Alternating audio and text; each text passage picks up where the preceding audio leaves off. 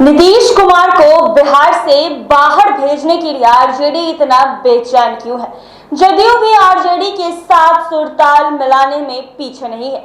Nitish PM material से लेकर PM के दावेदार तक बताए कहने के संकेत क्या है? अगर सब कुछ नीतीश के शुभेच्छा में है तो फिर नीतीश कुमार के बार बार इनकार के मायने क्या है?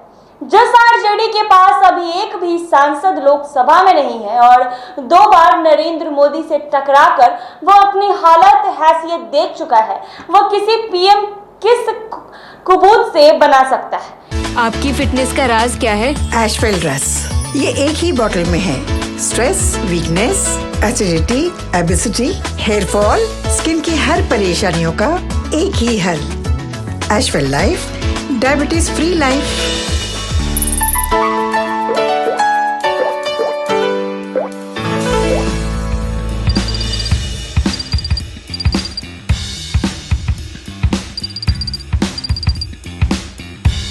ऐसे ही सवालों पर बिहार के सियासी महकमे में खूब चर्चा हो रही है। नरेंद्र मोदी 2014 और 19 में बीजेपी के घोषित पीएम फेस थे। उनसे बिहार में अकेले जदयू और आरजेडी पहली बार यानी 2014 में टकरा चुके हैं। नीतीश को तो सफलता के नाम पर 2 ही सीट पर जीत हासिल हुई थी। आरजेडी ने जरूर जदयू पर अपनी दबंगई दिखाई और उससे 40 में से 4 सीटें आ गई। आज बिहार की सत्ता की सिरमौर बने दोनों दल आरजेडी जदयू से तो रामविलास पासवान की तत्कालीन लोजपा रही, जिसने बीजेपी की उंगली पकड़कर 6 सीट जीतने में कामयाबी हासिल की थी।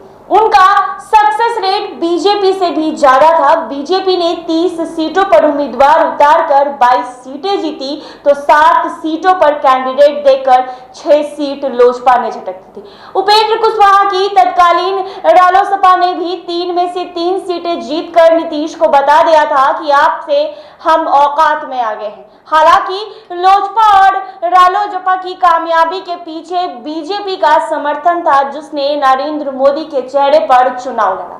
2014 में बुरी तरह मात खाने के बाद 2019 के बाद लोकसभा चुनाव के वक्त नीतीश कुमार बीजेपी के साथ आ चुके थे। बीजेपी ने अपना नुकसान कर नीतीश को जबरदस्त फायदा दिलाया। सबसे पहले 2014 में अपनी जीती हुई 22 सीटों में से बीजेपी ने 5 नीतीश कुमार के जदयू के लिए खाली कर दी। बराबर सीटों पर लड़कर नीतीश अपने 16 लोगों को लोकसभा भेजने में कामयाब रहे थे।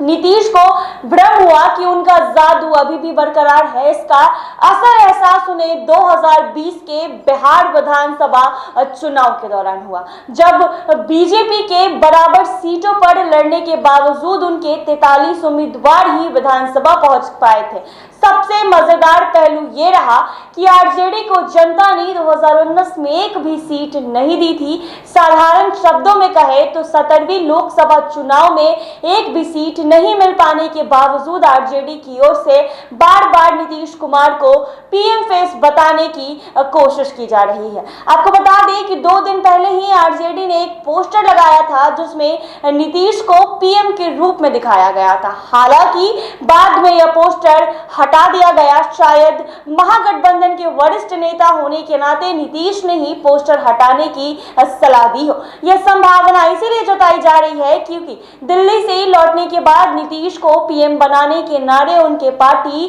जदयू के लोगों ने लगाए तो उन्होंने हाथ जोड़कर ऐसा ना करने की अपील कर दी थी। आरजेडी के कमान अभी डिप्टी सीएम तेजस्वी यादव संभाल रहे हैं। बता दें कि विधानसभा के बजट सत्र में उन्होंने साफ कर दिया था कि वो सीएम बनना नहीं चाहते हैं। उससे पहले थे कि उन्होंने कहा था कि उन्हें सीएम बनने की कोई हड़बड़ी नहीं है। इसी क्रम में वो ये भी बात कह गए कि नीतीश कुमार को भी पीएम नहीं बनना है। हालांकि नीतीश कुमार खुद यह बात कई बार कह चुके हैं। इसके बावजूद आरजेडी के पोस्टर में नीतीश को पीएम के रूप में दिखाने का आखिर मतलब क्या है? ऐसे ही तमाम अपडेट्स के लिए बने रहे NBC 24 पर।